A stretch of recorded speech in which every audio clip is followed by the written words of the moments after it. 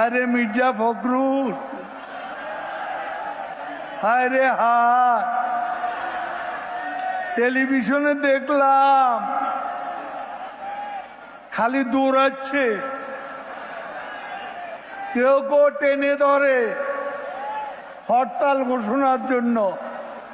ওদিন বলেছে আমরা নাকি অলিগলি পাবো না, পালাবার পথ পাবো না। এখন পালাবার পথ নেই। হাসিনা সরকার আছে, বিএনপিকে খুঁজে পাওয়া যাচ্ছে না।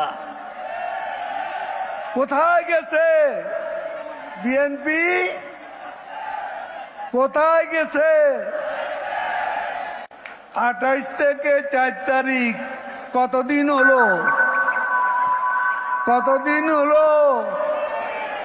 28 তারিখের পর তো শেখ হাসিনা নেই।